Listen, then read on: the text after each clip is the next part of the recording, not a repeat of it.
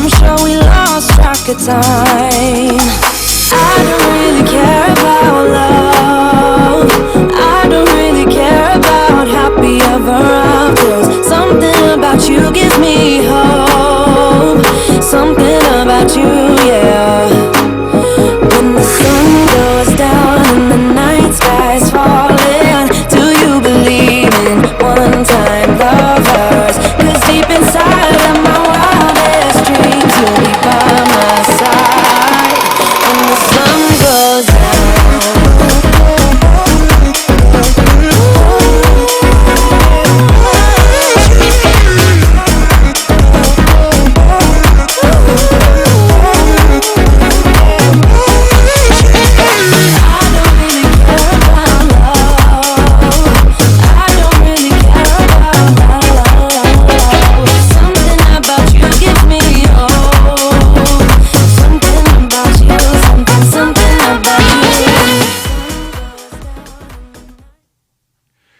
Good morning, good morning, good morning. Welcome to another high five, another week, another great week. May the 4th be with you. It's Star Wars Day. Are you guys ready to celebrate? Do you have your Darth Vader costumes on? We're going to find out if Brian and Danny do just in a few seconds.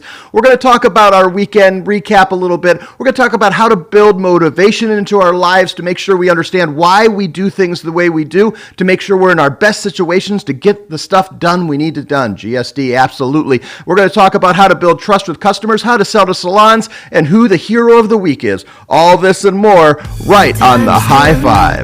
The questions are said, opinions hide, discussions are led, show about nothing and everything. It's all the same.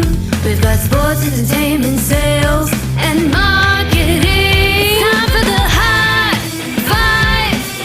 We've got it all covered. It's time for the High Five. We've got it all covered, yeah. The High Five.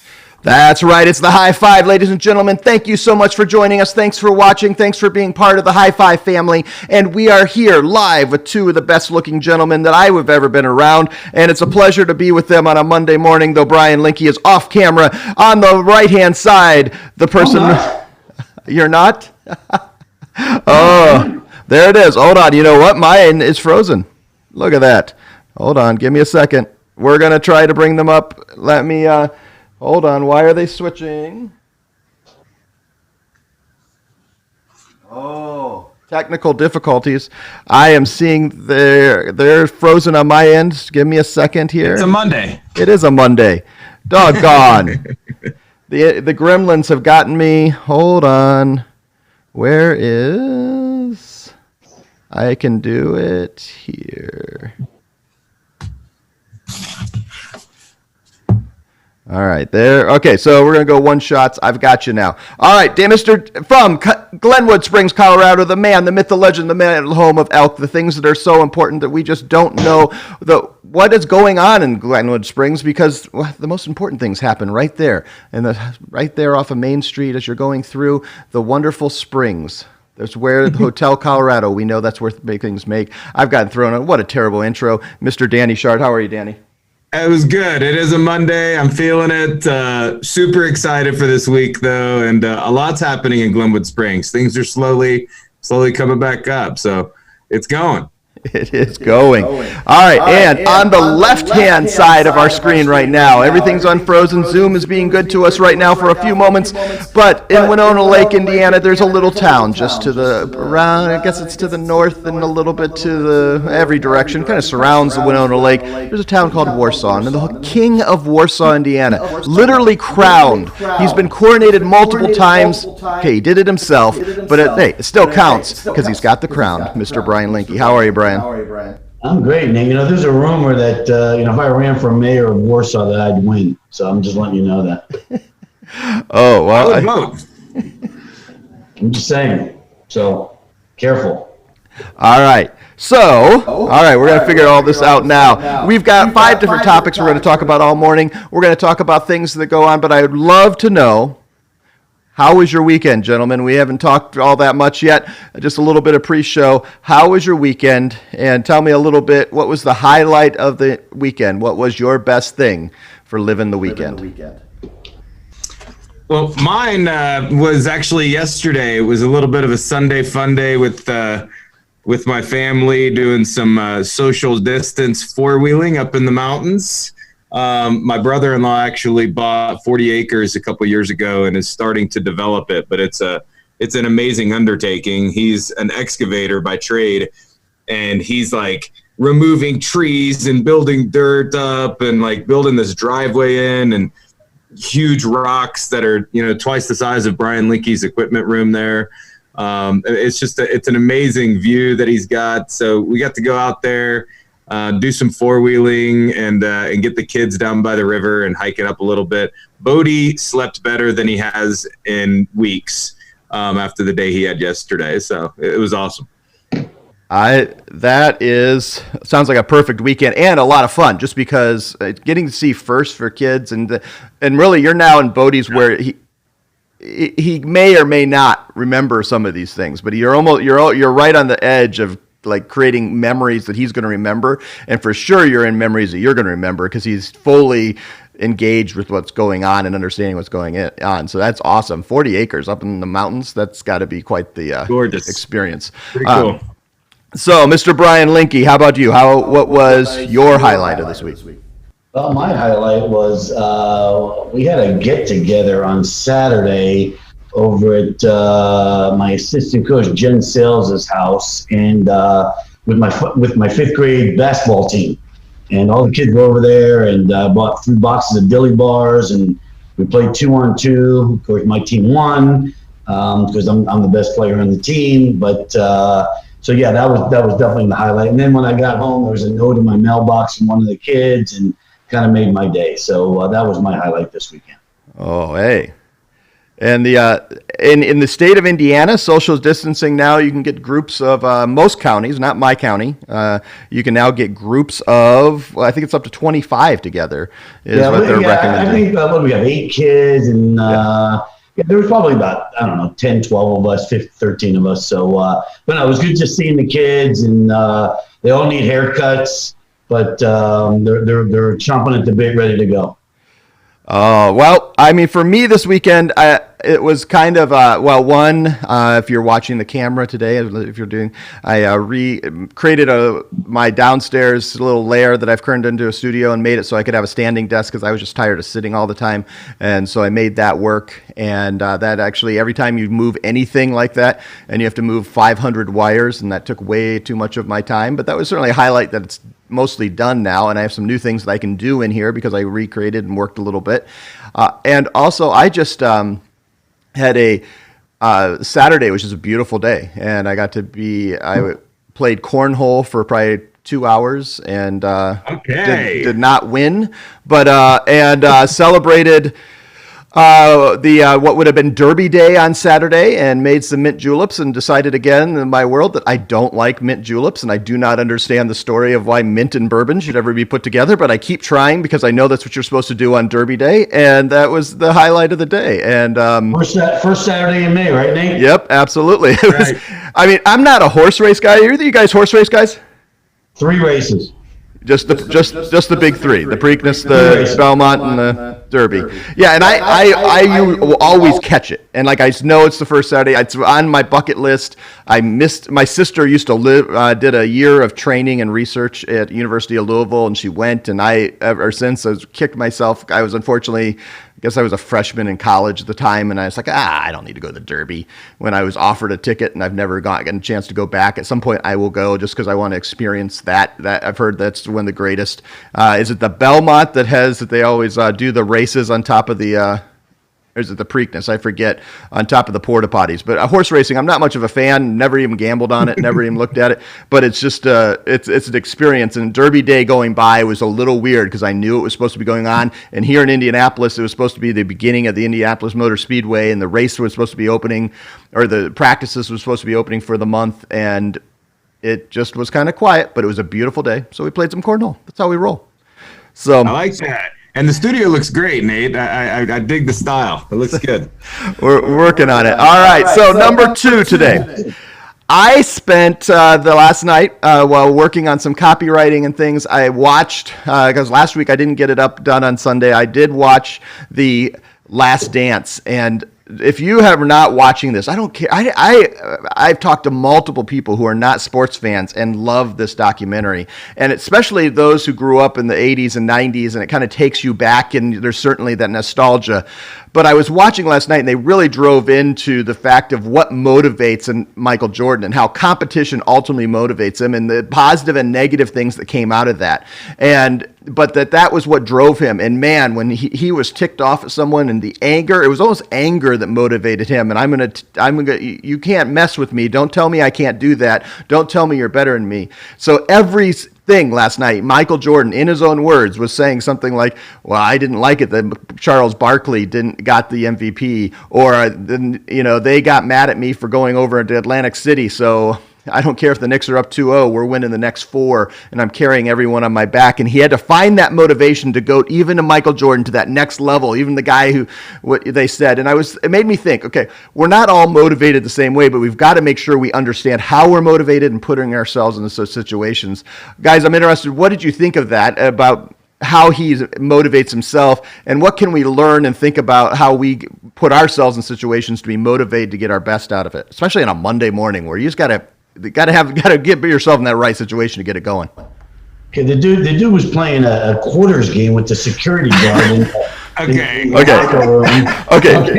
That guy's hair. Oh my word! I wish I had a screenshot to come up, because I should have pulled. He is legendary right there. How about when they played the 5-on-5 game in front of no one, and Magic Johnson got so mad he threw the ball up into the rafters because Jordan scored the last 12 and won by 2, and then nobody talked on the bus and went back to the hotel. Yep. Oh man. Unbelievable.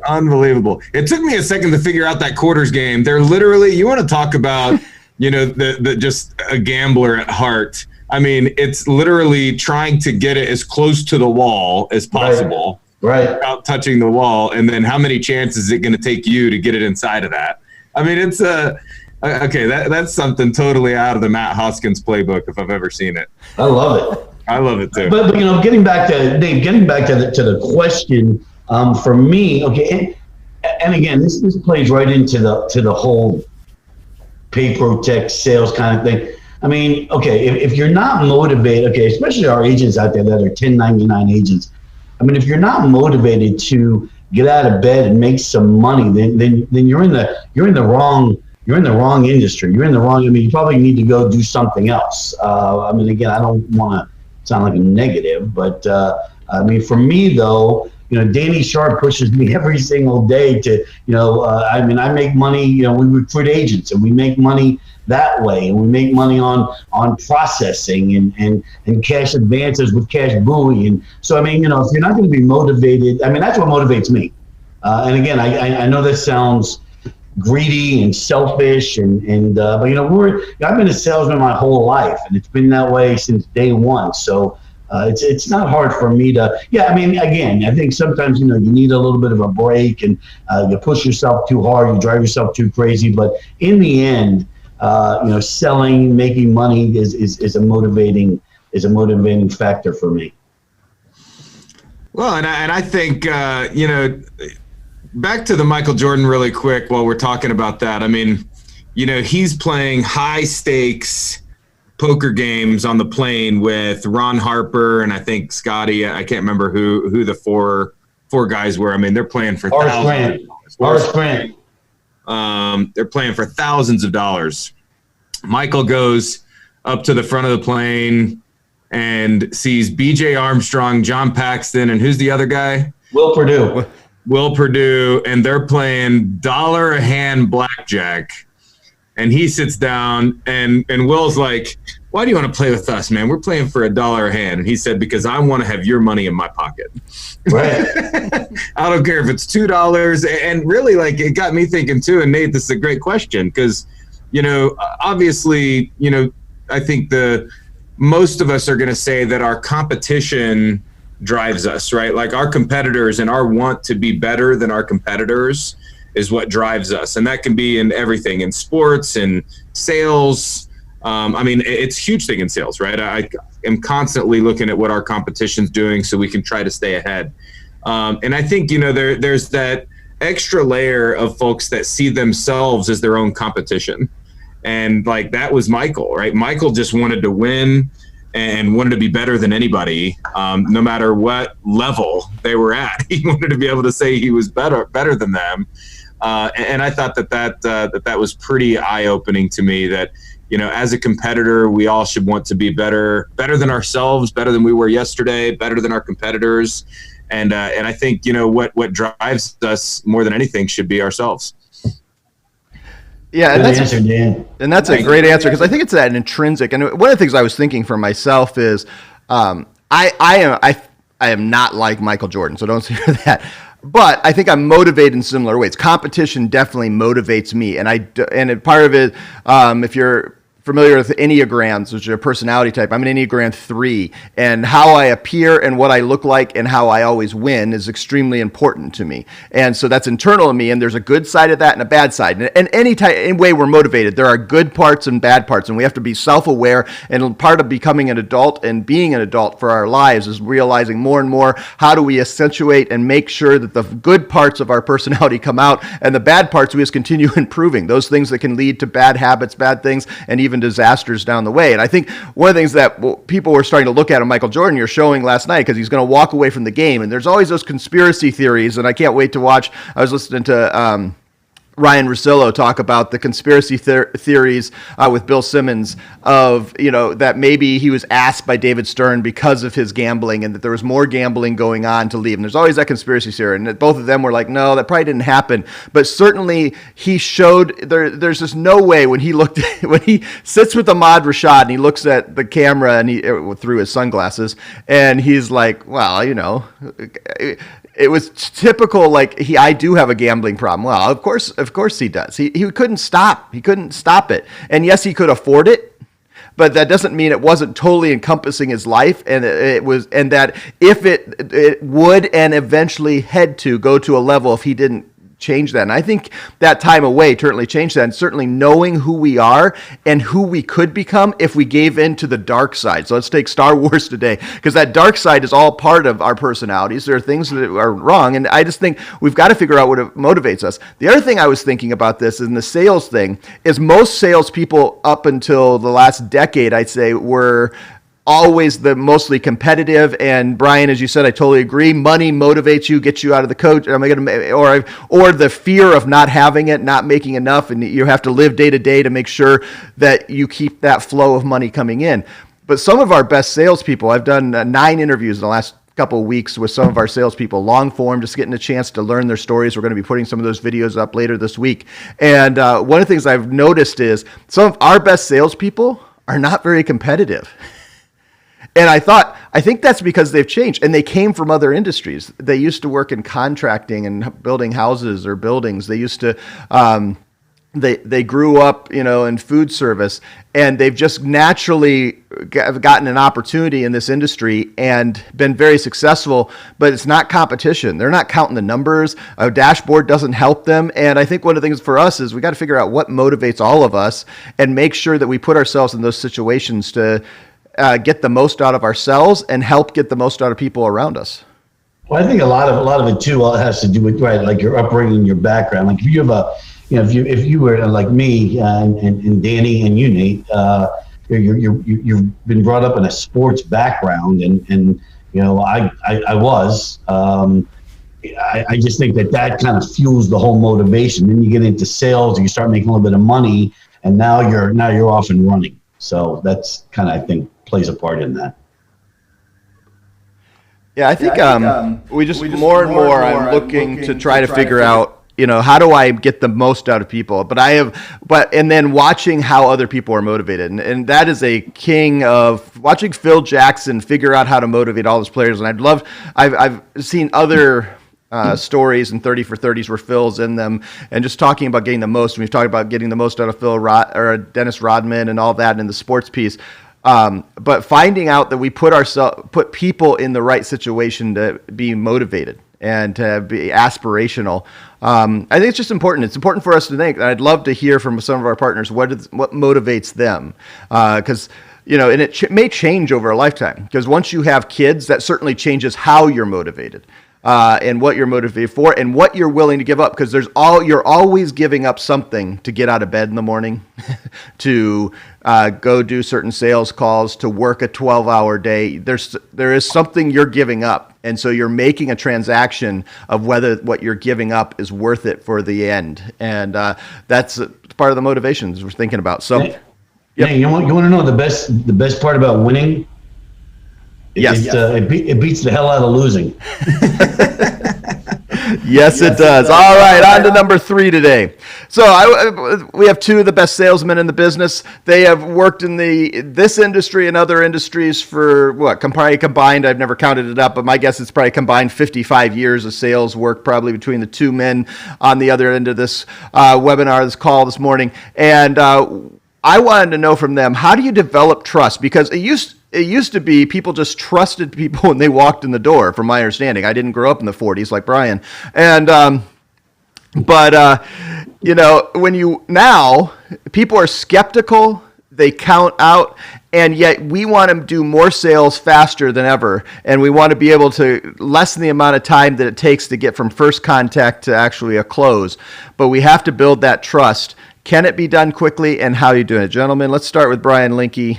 What do you think?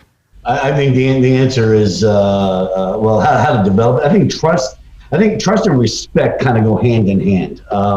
Both I believe have to be earned, right? I mean, someone that doesn't just trust you because they've gotten to know you, right off the bat.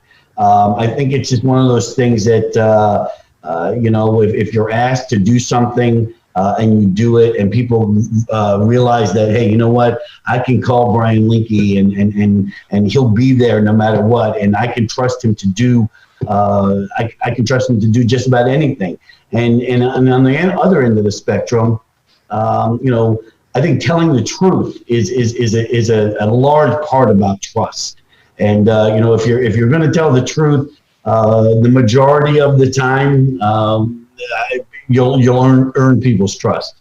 So I think and then the latter part of the question, can it be done quickly? Of course. You get to know somebody, get to know a group of people, and you get yourself in situations which just about every single day. I mean, the quarantine I think is kind of a tough one, just because you don't get to see a whole lot of people. But I think it's one of the things that again, I'm patting myself on the back here, and the 2 of you can chime in whenever you'd like. But I think it's one of the things that I do the best. I think I've just earned people's respect for the most part, and people have learned to trust me with just about almost anything. So that's kind of the things that I do well. Yeah, and I think it starts out with really just the ability, kind of like Brian, what you're good at, and I think what everyone strives to do is making a connection with that person. Nate, you got me thinking about this, and I was thinking of partners that are door knocking, or even right now they can't do that and they're cold calling, right? And they're trying to, develop relationships and develop that trust with someone right out of the gate, right? Which is very tough to do, whether it's face to face or over the phone. And it starts with, how can you make a connection with them? And in my opinion, it's initially like, you're not trying to sell something, right? You're just trying to get connected, get them to know who you are, what you're about, and almost kind of trying to develop somewhat of a little bit of a friendship, to the point where they have this layer of trust with you that they didn't have with the last person that they dealt with, regardless of what you're selling. And then knowledge is power, in my opinion, right? So where Brian discussed, factual things, right? Whenever you're speaking the truth and you can reference that, being the master of your industry and understanding what your industry is, to the point that this is not what this merchant does, right? To the point that they know, okay, wow, this person is very educated and knows exactly what they're going for, or what it's going to take to help me in my business. That's going to be huge in developing trust. So it's about saying the right things, but being factual and being personable, right? I think those are the 2 most important things that people are going to respond well to, and and earn a little bit of a trust while you're trying to enhance the relationship. But it's really hard. Nate, like you're saying, right out of the gate, developing trust. I mean, it's a gift, and there's only a few ways that you can do it. And I wonder about it for a lot of our sales partners. I'd be interested in what you guys think of this, is the ability to develop trust by setting expectations, telling facts like Brian and you were both Danny, you're talking about, and being able to say 3 or 4 things that when they verify those things, whether going to Google, something you say you're going to do for them and you do it even faster or quicker. It's building that gateway of trust to be able to do those things where they go, oh, they've never done anything to prove that what they say is absolutely their bond and their word. And I wonder, it's about having on our mind, every partner, every merchant I walk into, and it may be different types for different types of merchants, because you walk into a merchant or a customer that when you ask, when was the last time you changed your processing? Well, we've been in business 15 years and I've been with the same person for 14. Well, one, it's going to be a longer sell. 2, that means that they are slow to build their trust. And so you're going to have a different strategy than when you walk into someone who says, I've been in business for 7 years and this is my 14th different person that's done my merchant services. How about rule number 7? Yeah. Be a normal person. A normal person. Yep. Yeah, well, and I think it's just setting those things up and making sure you lead with things that are something they can actually understand and help them confirm. Because building that trust, you can't force it, and you can't. It's not like you can walk in and scan their eyes and say, "Oh, this is exactly how I'm going to build trust with you," so you can know we're the trustworthy person. But not only rule number 7, be a normal person, but actually be a trustworthy person, and eventually it will come through, right, guys? Right. Well, and Nate, I mean, you bring up a great point, because I think, what we're really talking about is how can people really get into that position with a prospect that they'll consider trusting them, right? Let's be honest, trust is earned and proven over a length of time, right?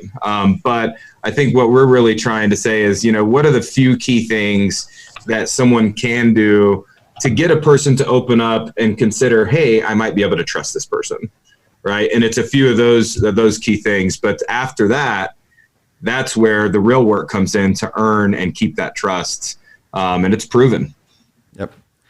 All right. I mean, just again, when you just go in and you're just speaking from the heart, right? And you're just talking about, I just had this conversation with my 22-year-old son who's going to go out in the work world. And I said, Ben, you just need to have other things to talk about, whether it's, what you watched on Netflix or the hottest things on Netflix. I mean, sports is obviously something, but, movies, books that you've read, things that can spark an interest. You walk into somebody's office and you see that they've got a poster on the wall of a movie that you've seen. You start talking about that. Again, it's just getting to be a normal person and start talking and get that person to trust you. Yeah. Well, totally agree. And finding those, I love that what you're giving Ben as suggestions. I mean, for me, I went to school and I got a liberal arts education, so I took classes in Shakespeare and I took classes in C.S. Lewis, and I was also a communications major, and those are part of that. And I took classes in economics, which boggling that I even passed those courses. But I look at that kind of stuff and I'm like, why take that? Well, it's because when I walk into a room, there's very few rooms that I don't walk into that I don't have something, at least, I may not understand it, but I'm at least able to put an educated question together. And an educated question often builds more trust than an educated statement. Because when you show the humility to say, hey, I understand that I don't understand this. And so whether it's your industry, I think one of the best ways to build trust is to ask an educated question that shows you understand their industry, but also shows that you care about what they think about that. What do you guys think about that? No, that's great point. Why don't you get out there and get away from that microphone and get out there and sell something? Sounds like you'd be pretty good at it. I like that. All right. I totally agree, Nate. All right, let's go number 4 as we finish up our Monday morning. This is Brian Linke said he had a few of his Lincoln Lions teammates together. They were playing with the players 2-on-2. Brian Linke was dunking on the young men, and He said they had shaggy hair and they all needed a few haircuts, and I know I do. I have, it's a secret. I did have a person come in and cut my hair now 4 weeks ago, but I'm on a strict 2-week haircut, and these 4 weeks, that's already. I'm ready to go back to my barber. But the question is, I don't know when that is. Well, in some states, I know here in Indiana today. There are some states that are now allowing these things to start reopening. It's coming, it's changing in each of the countries. But salons are a unique thing when we're working with them in the merchant service industry. And each day this week, we're going to talk about specific industry and how merchant services can help them, how our point of sale team and POS pros can help them. But salons are unique. And there are a lot of differences and things that we need to think about, because a lot of salons, Danny, I think this is a true statement. I bet we lose more money, I'm totally, on salons than we do any other industry. Maybe not. Coffee shops have always been a big issue, and any low ticket. But people that don't understand how to price or just are not even lose money, just don't make because they don't understand how the systems work, and they're just not great for us. So let's talk about salons. What are good places for salons? What are some of the questions we need to ask when we start working with salons, Danny? Yeah, and I think it's knowing the customer a little bit better. Because you're right, Nate. I think one of the challenging things for sales representatives and ISOs and getting on a hairstylist or a salon and keeping them on is several factors, and pricing's a big one, especially when you're talking about the independent individual hairstylist, barbers. It's all about pricing, right? The solutions in most cases very simple. Most of the time it's just like a mobile reader or something like that that's going to give them the ability to be on the go and take payments, but it's more of a pricing play.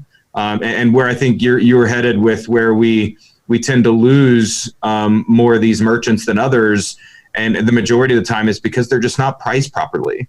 These merchants have very tight margins and do very low volume, especially those independents. So it's really important that they're priced correctly and that they've got the best solution that's going to make them most efficient. You get into the bigger salons, and I'll talk a little bit about some of those solutions that we have. But to blanket this entire conversation, cash discounting, just like with most industries, should be at the forefront of it, right? These folks have a great relationship with their clients. And so any merchant that has had hesitancy in implementing a program like this has been because they didn't want to create friction with their customers. And that just won't be the case with any type of merchant like this. I would say 95% of people go to their barber or their stylist because of the way they do their hair and the way that they approach it, right? Not necessarily their price point, because you're willing to pay for a good haircut and a good color and whatever it is. So I think that's something that we need to take note of and make sure that all of these merchants are set up this way, given the ability to give their cash paying customers a discount, their card paying customers pay a little bit more, and eliminate those processing fees. That's how you're going to get in with these merchants, and that's how we're going to keep them long term. And that's just on the pricing side.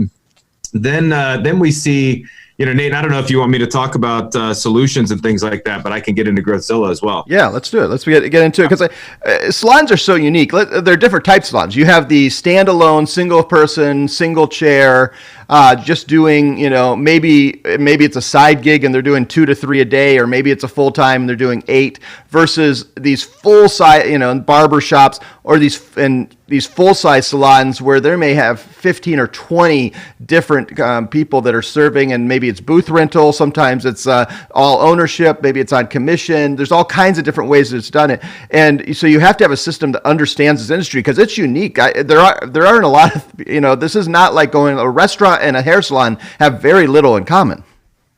They do. They really do. And you're right. I mean, there's a lot of unique features that these businesses need to operate easily and as most efficiently as possible.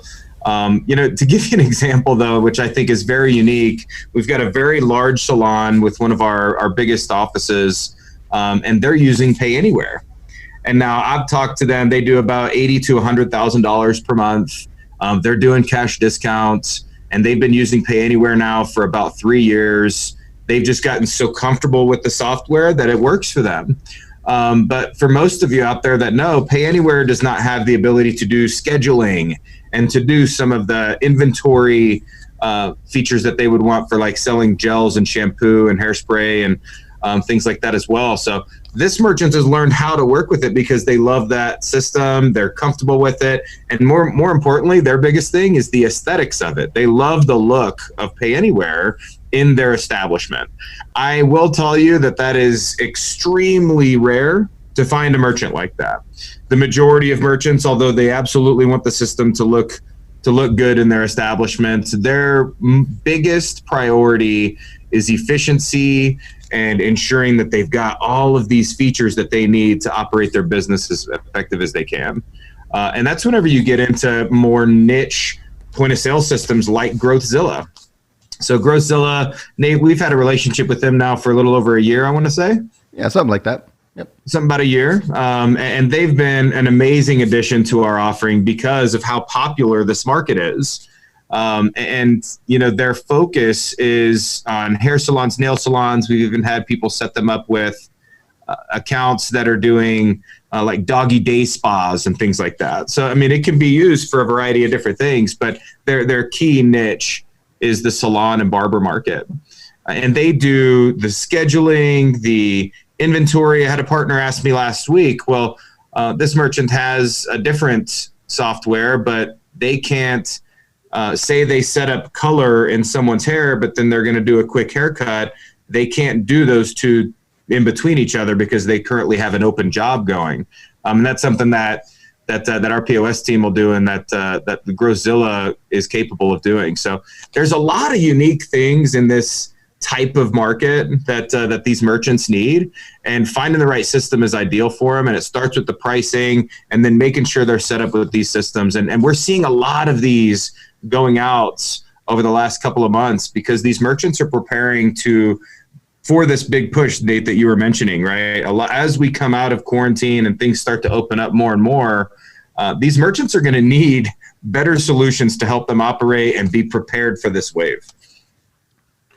Well, and I think there are third-party systems that can do the scheduling and help them do it, but I think there's going to be a crisis moment for a lot of these places that haven't used any third-party scheduling, don't have some type of calendaring, because they're going to realize that they're having to manage, if we've gone 6 to 8 weeks, depending on location, without being able to do typical salon services. If you've gone that long, those people in a typical way, you're going to have to try to squeeze 8 weeks of clients into a 2-week period is what people want to do. And it's probably going to have to stretch out a little bit. But if you're having to manage your calendar and be the person, you're writing it down on a little book and you're taking care of it, and it's not self-serve in that ability, I think it's going to be a crisis moment for a lot of these people. And there's going to be an opportunity. They're going to say, I'm going to look for a service. And if they can look for a service that also saves them money on their credit card processing, I think it's going to be a great opportunity for them at that point. But we also have to realize that some people just don't want that. Brian, I know for you have worked with several barbershops and 1-seat, 2-seat places, and at the end of the day, they just want to be a cash business. What would you say you've learned about working with like some of these, I don't want to say smaller, because some of them do some decent volume, but they don't want to do credit cards, and if they do credit cards, they want to limit it to like 2 out of every 10 transactions. Well, I think what it is more than I think it just has to do with where you are in the country, because a lot of these people around here are just real old school. They've never taken credit cards, and they never will. And so it's strictly a cash business. They're still taking checks, if you can believe it. Because I've tried. And, again, a lot of the places around here are strictly cash. They take checks and they just don't get it. But, again, you can, the GrowthZilla product is an amazing thing. If you get an app on your phone, you can run your entire business that way. And, but like Danny said, we've got the one partner, 80 to 100,000 a month. They're running Pay Anywhere, but GrowthZilla's probably the right product for them. But it is. You sell people what they want to buy, and I don't blame our agent for doing that at all. I think you just have to know that you've got something else in your back pocket in case something goes wrong. Yep.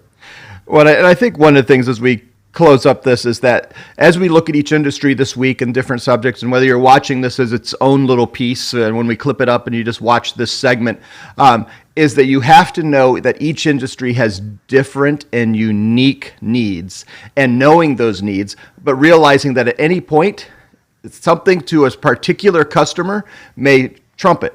Yeah, for lack of a better term. I don't know what the right term is, but hey, the most important thing to me is how this doggone thing looks. And I don't care if you do all those other features. I'll take care of that some other way. I just want to take a payment in a sexy looking machine. And if that's what it is, then you have to know that. And you listen to the customer. That's not always true. And so you have to know a little bit more about the industry. As we close out this section and come up to our last as our highlight today, I would say this. Danny, if you were suggesting that a person say, I want to help out salons, and I hear this from some of our people. Maybe it's the people that go to a lot of barber shops or go to salons. They feel like they know it well, or maybe they were even in the industry before. What would you do today to make sure you're prepared to help salons? What are things they can do? And whether they're a PayProtect partner today, so if you're not, reach out to Danny and he'll help you get set up with us. If they are a partner with us today, what should they do if they really want to help salons? Yeah, and it's really several things. It's knowing, the options like Brian had said, right? People want to, buy what they want, right? So being prepared to sell them that. And I think knowing all this different variety that we have to cater to this specific market is key. So dig into GrowthZilla a little bit, watch some of the videos, ask the POS Pros team or any of us some questions. We've got some great marketing on this as well. So get familiar with it. But Matt Hoskins has been, a huge advocate for this and thinks that this is the next push for all of us as we work with business owners and help them through this next phase. So thank you, Matt, for this. But this is really, it's going to be all about consumer safety, right? And how can these salons and stylists help these consumers feel comfortable and feel the safest as they go in for the first time, what you say, Nate, 6 weeks, 8 weeks, and they haven't been on public, haven't had anybody, touching their hair or doing anything like that. There's going to be some nerves. There's going to be some concern there. And you're going to have some people that are going to be scared and hesitant to do that. And what's going to make them feel more comfortable in getting out there is that the salon or the stylist has taken these extra measures to be more or to be overcautious, right, and help them feel safe and comfortable coming into their establishment. And that's, the hand sanitizers and the masks and taking the temperatures, which I saw Georgia Salon is doing right now before someone can come in and get their hair done. So those extra steps to help people feel more comfortable. This is beyond payment processing, everybody. This is, how can we get people back in these businesses? And so it's all of these factors that are going to really help these merchants. And these are, I'm obviously advocate for most businesses I think can be online, and certainly a portion of this. I think they can take their payments online, they can do contactless payments, but at the end of the day, this is one of those businesses you can't do totally online. To cut a person's hair, you actually have to cut their hair, and it's a physical touch and a physical presence. And so, and this more than a lot of other industries, it's about making sure that you're setting them up and helping them think through all the processes they need to do, and then even looking up. Like I was just Googling what you said. The Indiana Salon Association has a whole set of best practices right now. I mean, I guess that's true in every state. And so making sure if you're going to target something like that, go look at that. Also, if you want to know more about GrowthZilla, you can just search it, but also, and I go to payprotect.com, we have a page on it, but also as you have leads and opportunities, you can lean on the POS Pros team as they want to go into a software like GrowthZilla, or maybe they want to use a Pay Anywhere and they want to look at both of those and just say what are the features and what are those not. The POS Pros team can help you take and connect you with GrowthZilla so you can see a demo of that. Let's switch to our last topic today, and I'm calling this the hero of the week as we start the first of this week and begin looking at this new week and this new opportunity. I want to take a look back and celebrate those who have done cool things. And I said to Danny and Brian, we could always, because we're later in the week, we're going to talk about people that we actually have, that we meet and we talk to, and we, not in person right now, but virtually. And we actually, the heroes that are inside that we know personally. But I wanted the hero of the week of someone who's done something cool, or just a general grouping of people that, man, I'm just so amazed at what they're doing. So who wants to go first? I'll let you guys choose there. Danny Shard, okay. I'll go first. All right. I'll go first. Mine is actually teachers, and for a few different reasons. And I don't want to steal anything from Brian Linke, because I know his wife is a teacher as well. So you should comment on this. But, my son has a speech development teacher. He's almost 3, but, he's needing some help getting his communication better. And this young lady has been doing these virtual one-on-ones with him on his tablets, which has been amazing. He's really engaged and it's helping tremendously. And for her to take the time to do that, I think was amazing. And then yesterday, whenever we were out with my family and nieces and nephews are around, they actually were doing the same things with several of their teachers, where they were doing one-on-ones. And, even though the school year was canceled, these teachers are getting more involved than they ever have been before, in my opinion, directly with the students, not on a bigger scale, but these one-on-ones that they're taking the time to do is amazing. So shout out to the teachers.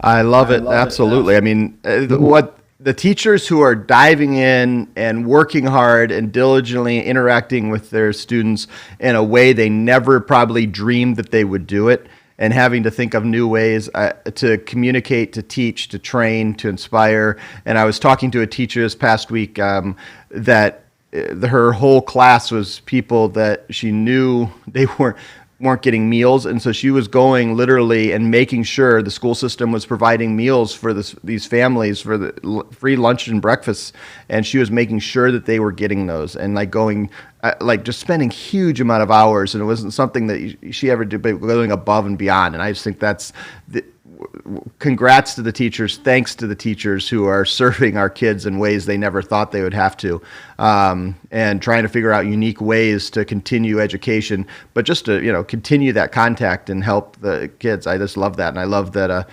Bodie has somebody who is investing in him even when they can't be in person together. How about you, Mr. Awesome. Linke? Hero.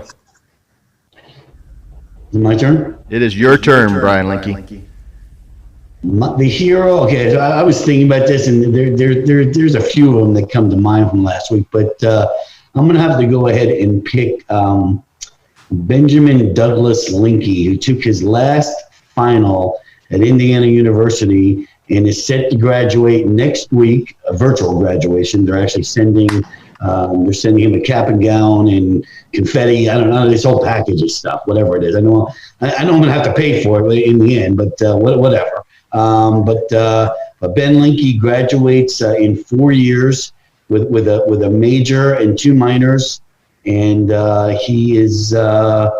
If you would have asked me, I don't know, 5 or 6, 7 years ago, Ben Linke was going to be a college graduate, I would have told you absolutely no way. But he is, and I'm kidding when I say that. But so Ben's my hero for taking his last final and getting ready to get out into the real world with a college degree. Shout out Ben Linke. Way to go, Ben Linke. Way to go, Dad and Mom Linke, too. Yes. You successfully, you're 2/3 of the way through that. So now, Jacob Linke. I know that. I was 100% done until I've got another one. I'm going to graduate high school next year, so I'm not done yet, but we're getting there. So that's got to help the pocketbook a little bit too, right? I mean, that's a huge accomplishment all the way around. Well, I am proud of my 2 boys that graduated. Zero loans, 0 debt when they graduated. They both have a car, and now it's up to them. Okay, Dad's done everything that he can do. I'm broke right now, and if anybody's hiring, by the way, I've got a 22-year-old who needs a job, but I may start a GoFundMe page for myself. But other than that, no, it's all good. Proud of myself, proud of Brenda, proud of Ben, proud of Zach, and proud of Jacob because he's on track to graduate high school next year. So it's all good. Good job, Mom and Dad.